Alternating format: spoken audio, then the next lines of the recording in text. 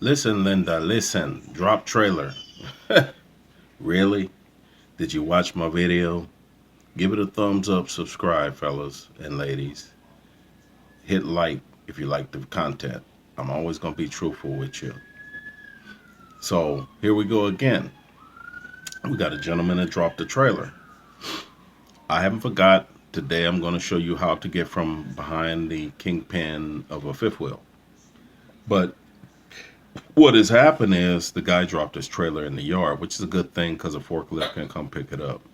Let's make a long story short. The first thing you should do is back under the trailer, turn everything off, radio, headset, whatever, drop that call. Um, Back under, roll down your windows, and you should hear boom, click. That lets you know the kingpin just got locked in. Next thing you're gonna do is not get out the truck, not hook anything up, not roll up your landing gear, but pull forward. Put it in drive, pull forward. That's what we call a tug test. So step one is backing into the kingpin, hearing the lock and the click. Step two is pulling forward to do a tug step test. Sorry.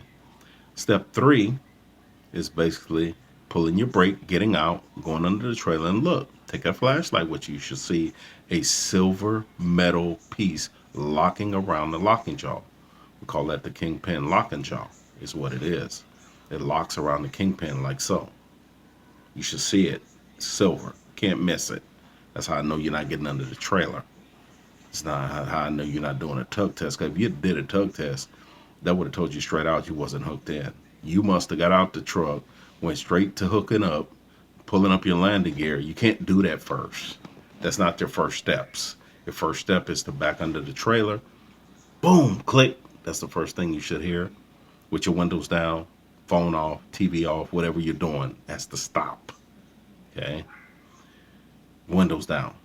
Back under it. Boom, click. First step. Second step, tug test. Pull forward. Trailer shouldn't let you go anywhere because you're not hooked up. And it's letting you know you're locked in. Third step, get out, go back under there, look for the locking jaw to be locked around the kingpin. Locking jaw around kingpin. Okay, it's locked in there. Okay.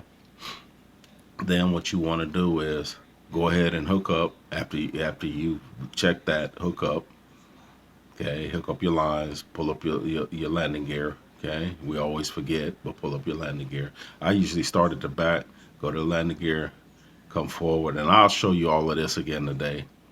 Go forward, and then once I go forward, I hook up my red line, air line, because the landing gear is up, the kingpin's locked, because I got under the trailer and looked with a flashlight to make sure it was locked. Go back up in the cab of my truck, push in my trailer brake to supply air to the trailer. Then I'm pushing the yellow one, the tractor brake, supply air to the tractor. When I get ready to pull off, I pull that trolley brake down ever so slightly. I don't pull it hard all the way down because you will get jerked back. But I pull it enough just so it gently jerks me back. It'll pull me back. Okay. Listen, Linda. Do your due diligence. Protect your CDL. No freight is that important. Remember that.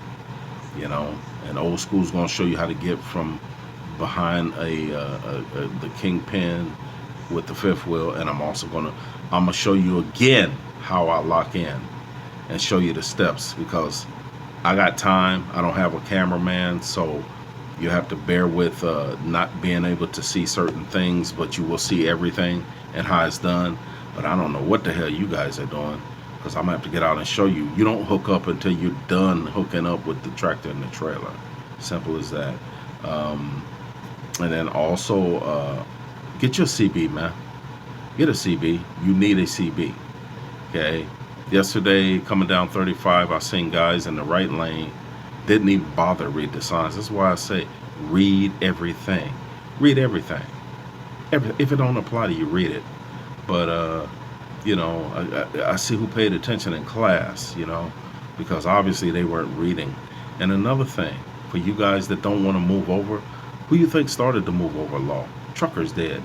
Because they will see a cop with his bubble top lights on and they will move over. You could see them cops from miles away, especially at night. So, and if you can't move over, turn on your flashers and drive by slow. You are allowed to drive by very slow but with flashers on to let him know I see you, and that flasher is to let him know I see you. I'm not trying to be a butt about it, but I see you, and I'm trying to move over, but there's a truck on a car on the side of me. The cop will see the car. Sometimes you can wiggle your trailer to the point where the cop can see the vehicle on the other side of you. You couldn't move over, and he know, But it's you should be already doing your due diligence. Same with the ramp. Now, yeah, granted, you don't have to give up that right lane. But if you get involved in an accident, guess who's also at fault? You will get a preventable on your thing because the first thing they're going to say, didn't you see him coming on the ramp? Didn't you see her coming on the ramp? So far as trucks go, I know you damn well see the truck. I see them from the other side of the bridge. So listen, Linda, listen to old school. Old school telling you, listen. I'm not blowing smoke, bruh. I'm trying to let you all, y'all newbies. I'm not talking to the old head. Old heads already know. They're not gonna mess up their truck for nobody. See, when you stand in that lane and another truck hits you and you're on or out, who looks like the fool? You own yours. That person probably don't. He's a company driver. So guess who looks stupid? Because guess who got to go get a Penske or a Ryder now because they didn't do their due diligence. They didn't think. You always got to be 2 steps ahead, man. Now I'm talking to you as a father head. You always got to stay 2 steps ahead of the next guy. If he's coming on the ramp, you can't get over. If you can see where you can get on by, I ain't playing no gas. The hell with the gas right now. I got to get by this dude. I can go back to what I was doing. Some people can't go back to what they was doing. So knock it off. Like I said, the old schoolers started that move over law. That because cops was getting not taken out by 4-wheelers, but trucks would always move over for them. So they started the move over law. Truckers invented that, so y'all know. Old school heads invented that. Since you think the old heads still didn't leave a legacy, yeah, they did. They left a lot of legacy.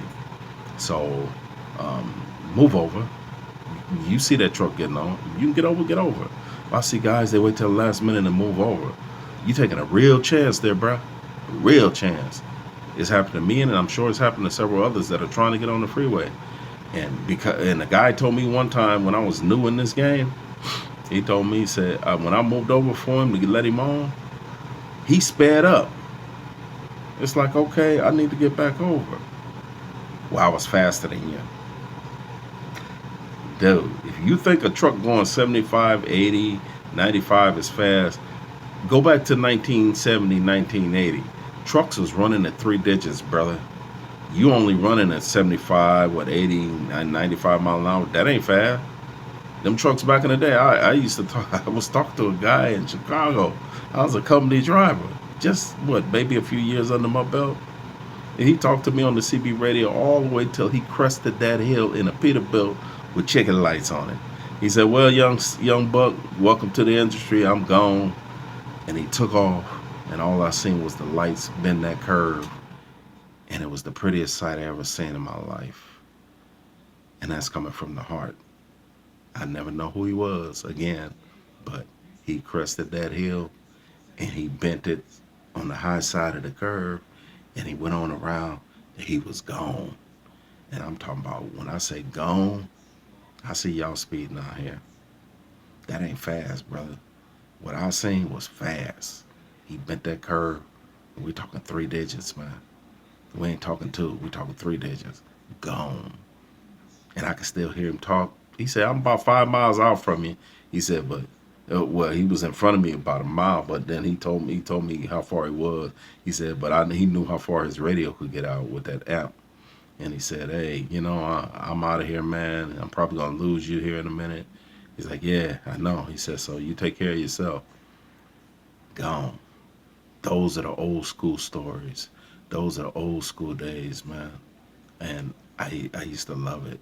The way guys treated each other, the way guys acted out here, man. So I'm telling you, if you're a newbie, that's how it's done. Like I said, later on today, I'm going to show you how to get from behind the fifth wheel and the kingpin. If you go up under the trailer too far, I'm going to show you a setup because everything has a setup. Don't believe these guys that tell you, well, I could do it from a straight line. It's not about the setup of guys telling you. If a trainer's telling you it's about the setup, he's wrong. See my finger? Nah, bro. It's about the setup. Nah, I'm telling you. And I got the experience and I got the time. Everything's about setup. Everything is about how you set up and what you do. Because if you set up wrong, 2 feet is like a football field and will take you out of position. Did I tell you, want me to repeat that? 2 feet will take you out of position. You should never tell a newbie you don't have to set up.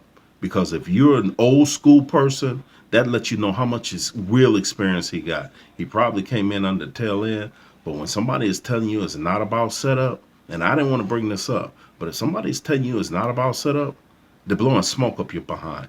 It is about setup, except for somebody who has experience. Okay, this is not for guys who already experienced, like HT used to say. It's not for guys who already experienced at this. I don't need anybody coming here that got experience that's going to tell me, yeah, you could tell me if I'm right or wrong about something or correct it, but you can't sit here and tell me it's not about setup when you back up, because you can't take a newbie and make him do a straight back and show you how he gonna mess up every time, because he not skilled at it. You are. So if you're skilled at it, this is not for you. As HT would say, it is not for you. This is not for you. Okay? You understand? so so what I'm telling you is it is about setup. Don't believe these guys that say it's not about setup. I could do it from a straight line. I could do it from this. Ask them how long they've been doing it. And if they tell you this been doing it more than a year or two, then you know that's not for you. So I'm almost done here, but like I said, later on today, I'll come back and I'll show you guys how to do the get from under the kingpin when you get stuck behind one, because it's about setup. And I can't believe this guy dropped his trailer. I just can't. But yeah, I haven't been coming on. I'm probably going to do 1 or 2 videos a week. So if you like the content, subscribe. If you like the content, go ahead and give it a thumbs up. But like I said, I'll be coming on. I ain't going nowhere. I'm here. I'm going to keep making videos. Every time I see something that I feel is out of place, I'm going to make a video about it, because you guys need to know. Get a CB. Because I got on that CB on that I-35 at President George Bush, and I said, what? I just wanted to see who was paying attention in class, because see, this truck didn't have one before, and I was hesitant about putting it in there. But this is my second radio. I have one in my truck, but in my truck you'll see posted on my title and all that. It's not a big picture, but you can see, kind of get the idea. But yeah, man, get your CB radio, because one thing a CB is going to do, it's going to tell you what the hell is going on, so that you can hit that off ramp before you get there sometime and take the side road, or you can go straight ahead and be in whatever lane you need to be in, because the blind can't see. So if you blind without a CB radio, if it ain't turned up, you don't know what the hell's going on. You ain't got to say nothing on there. All you got to do is listen. And most guys, that's what they do anyway. They just listen now. They don't say too much. You might have a hand come out every once in a while and say, thank you, I needed that. Or he might be racing down the highway and the speed limit is 65 and he doing 85. He need to know that bear right there at the crest of the hill waiting on his behind. So, and you just saved him a ticket. Well, he shouldn't be speeding anyway. Well, that's his choice. Who are you to make that decision of what he can and can't do? The freeway doesn't say your name. It says I-35, I-70, I-40, I-80, I-65, I-10, I-20, I-30. So, like I said, do your due diligence. Worry about you. Worry about what you're supposed to be doing, and you'll make it a long way in this industry. Never give up. That's the other thing I want to tell you that a guy told me when I first became my own operator. I was sitting there with him and the TA up in North Carolina, and he said, what? So how you feeling? I said, man, this is crazy. This cost me a lot of money. He's like, can I tell you something? He says, no matter what, never give up. That was a brother, old brother too. See, I was trained by a brother. He had a little short afro, about that high, out of Tennessee, real short. The way he taught me to drive a stick, because I kept grinding gears. He said, "Can I ask you something?" He said, "Yeah." He says, "What's 5 and 3?" I said, "8." He said, "What's 4 and 5?" I said, "9." He said, "What gear should you be in?" I said, "Oh." He said, "All you got to do is match the RPM. Most of your RPMs are going to run from 1200 to 1500 to 1800. In between that point, you're going to have to rev up to be able to get into that gear. Then after a while, floating just come to you. You hardly ever will use that clutch. Floating will start coming to you because the gear will just pop out and you'll be like, damn, the stick popped out. Yeah, now you got to get it back in." So yeah, I've been doing this a long time, man. But yeah, floating usually just pops. It just comes up. It's not something you do. It just pops up, you know. But yeah, I wish the brother probably gone, man. Probably retired. Probably walking around with a can something. He's an old cat, old head, old brother, little short dude too. I never forget him. Short afro talking about what gear should you be in? 8. Boom. He said, "Okay, now you got to put it in your mind. That's it. When you see the speed, don't be scared to look at the speedometer. 5 and 2 is what? 7. What gear should you be in?" Never forget it. 5 and 5 is what? 10. What gear should you be in?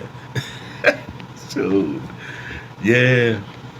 Yeah, I was taught by the brothers, man. And that's one thing you gonna learn, especially if you's a brother. Brothers, brothers got a reputation out here for backing. So if you out here screwing, the brothers see you, they ain't gonna say nothing. They just gonna look at you and go, mm-hmm. But the brothers is watching. And that's one thing I can say about this industry. The brothers got a reputation for backing. They got floss, they got style with it. You'll see. If you's a brother, you better get it quick. I don't care if you's an African brother, you better get it quick. They watching you. Don't think they ain't, you know. And the other brothers, we all brothers, so the other brothers in here too, they watching you. Don't think they ain't watching you, man. You might see it empty, but the sucker might be looking between the curtain. He pretending like he ain't watching, but they watching you. Especially if you knew, they watching you. They're not gonna let you hit their truck, man. It's just not gonna happen. That's their bread and butter. Now the foolish ones, yeah, they're gonna let you hit them and all that, and they have to deal with it. And then they're gonna think about it. Damn, after why did I do that? It's after the fact, man. Your stuff tore up now. You know. Now you gotta try to get another one. But yeah, I'm telling you, man. That's how it is now. You know. So, like I said, if you newer than me, this is not for the old heads. What I'm talking about, y'all ass. But if you newer than me, man, just follow the steps. Watch my videos. I'll show you today, like I said, how to get from behind the kingpin. I'll show you the setup on where you should be at before you connect, and I'll also show you the setup of if the trailer's too low, how to get under it. I'm gonna set it up that way. I'm disconnected right now, so I got to reconnect to this trailer because I'm gone. But anyway, this is old school, and I thought I'd put a video up and let y'all know I ain't going nowhere. Just because you don't see a video during the week, you want to pop up on you. All right, I'll talk to y'all later, man. Be safe out there. Protect your CDL. No freight is that important, and do your due diligence. You can remember those 3 things, you'll survive a long time in this industry. I'm gone. Later.